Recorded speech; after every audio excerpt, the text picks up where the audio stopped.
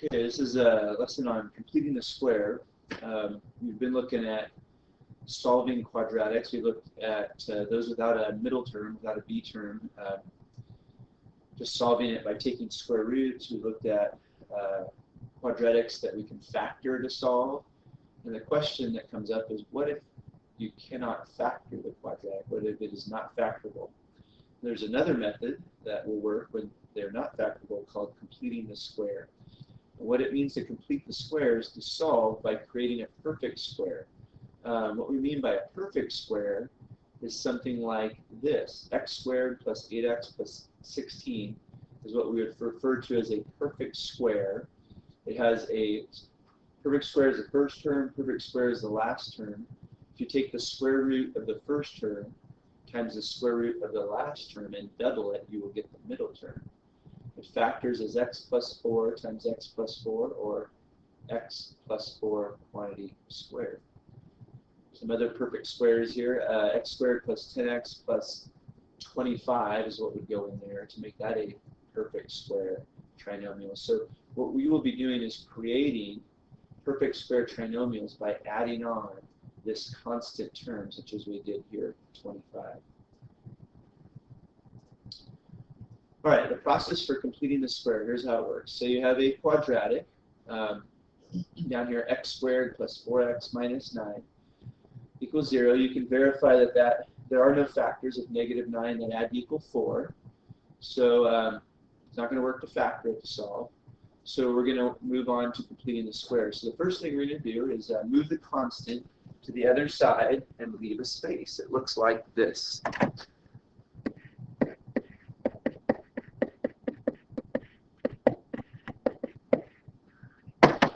Next step is to divide b by 2 and square it.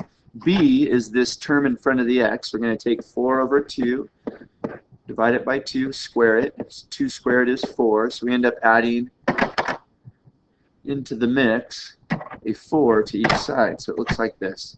X squared plus 4x plus, in that blank spot goes a 4. Whatever I do to one side, I must also do to the other. So we have a 4 on each side.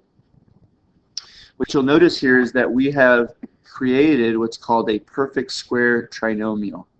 We have a first term that is a perfect square, a last term that is a perfect square.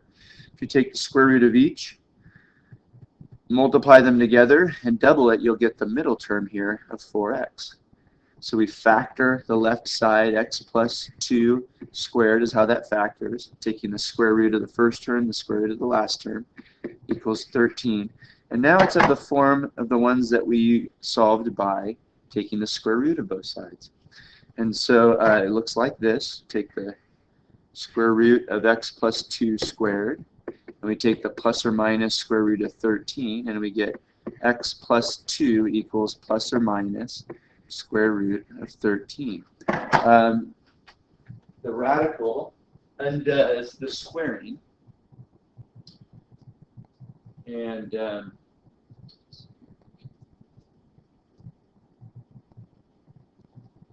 then there's one more step that needs to be done here, and that is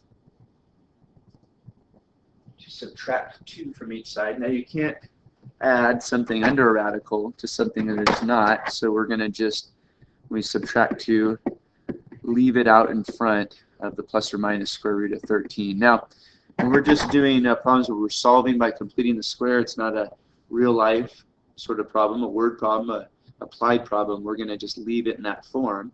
If it happened to be a real life sort of problem, what we would do to figure out the two values here that represent solutions is we would go to our calculator. Let's do that real quickly here. And we would type in negative 2 plus the square root of 13. It would look like this. Negative 2 plus second square root 13. And that would be one of the solutions. 1.6 approximately is one place where that quadratic would cross the x-axis. And the other one would be negative 2 minus second square root of 13. And we get our other solution of about negative 5.6. So my two solutions in decimal value would be 1.6 and negative 5.6. As you move into geometry, a lot of the time you'll be asked to leave your answer in simplified radical form. We'll be talking more about simplifying radicals next chapter. But we can just go ahead and leave our solution in this radical form right here on these problems that are not word problems. All right, so that process of completing the square really comes down to taking half of this b term, so negative 16 divided by 2, and squaring it. So I have negative 8 squared, and notice it is also a positive 64. It doesn't matter if this term is positive or negative. When I square it, it will be positive. So C in this case is equal to 64. And you can go through and find C for each of these. Go ahead and do that now. If you want to pause the video, you can. I'm going to go ahead and tell you what C is on each of these.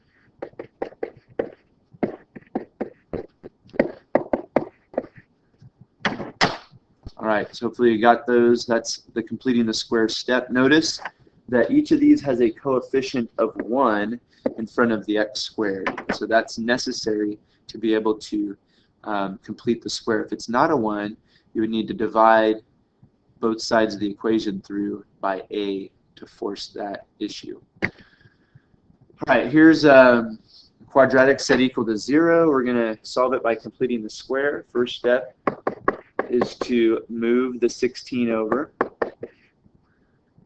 Put a blank space in here, blank space in here. Half of negative 14 is negative 7. Square it, we get 49. So adding 49 to each side. So this will be a 33 over here. When I factor this, it's x minus 7 squared. Take the square root of each side. And I have x minus 7 equals plus or minus square root of 33. Add the 7 over, x equals 7 plus or minus the square root of 33, and we're done. And the next one, we have an odd value b. So when I go to do this, it's 9 over 2, and I'm going to square that, and I get 81 fourths. We're going to leave it as 81 fourths. So we have x squared plus 9x plus 81 fourths equals, move the 15 over to this side, negative 15 plus 81 fourths. When I took half of the 9 here and got 9 halves, that was the factor that is paired with x. So it's x plus 9 halves squared.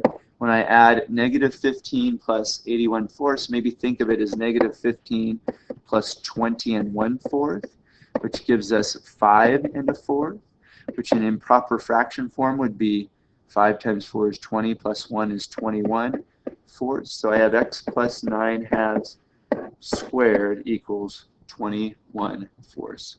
Take the square root of each side.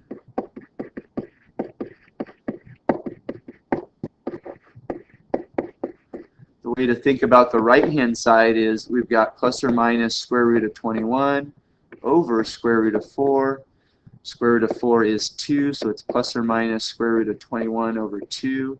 And on the left-hand side, I have just x plus 9 over 2. I can then move over the 9 over 2, so x equals negative 9 over 2 plus or minus the square root of 21 over 2, and that is our solution. So you may want to try, but now you try. You can pause the video. I'll put the solution up for you.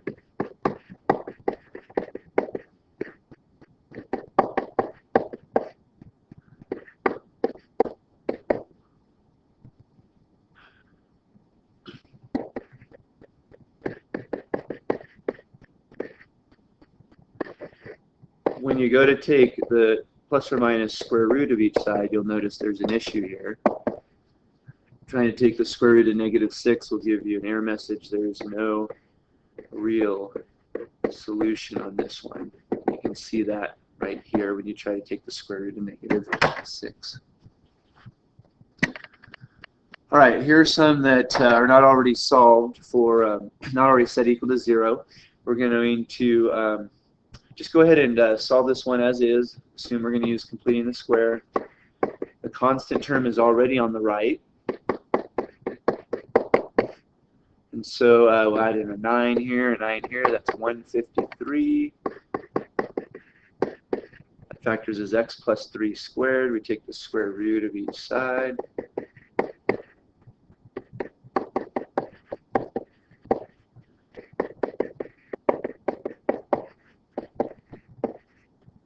And then move the 3 over, and x equals negative 3 plus or minus the square root of 153. So that one, it's not set equal to 0. But since the constant term is already over there, a is equal to 1. Completing the square is a perfect approach for this one. The next one up here, we're going to notice that there is a common factor of 2 in each one. So rather than factor out the 2, you can actually divide through by 2, as long as you do it to the other side as well. So you have x squared minus 4x minus 5 equals 0. Now, it should be noted here that this one, actually there are factors of negative 5 that would add to equal negative 4. So what I'm noticing is this one could be solved by factoring. I'm going to show you what will happen when we solve it using completing the square.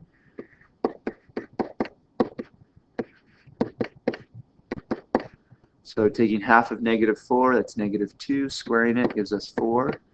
You'll notice I have a perfect square right here. So when I go to take the square root of each side, I will get a whole number, plus or minus 3. So I have x minus 2 equals plus or minus 3. So moving the 2 over gives me 2 plus or minus 3. It can be thought of as x equals 2 plus 3, or 5, or x equals 2 minus 3, or negative 1, which are the values I would have gotten by factoring this, looking for factors of negative 5 that add to equal negative 4.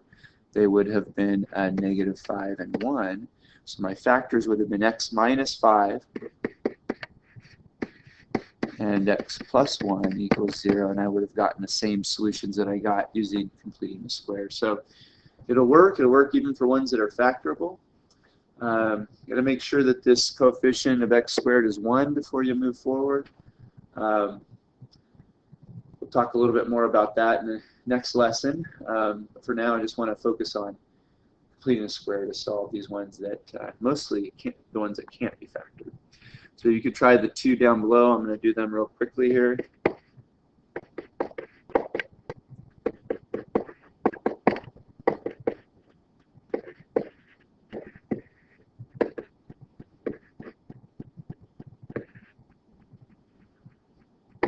Factors of x plus 5 squared. Take the square root of each side.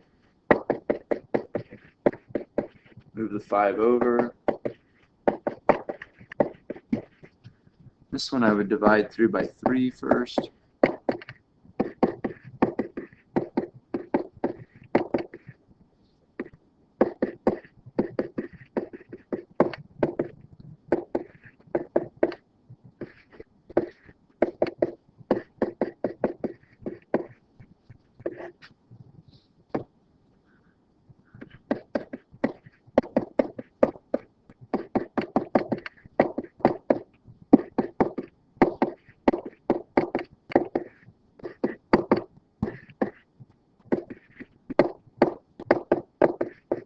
That one you'll see has could have been factored.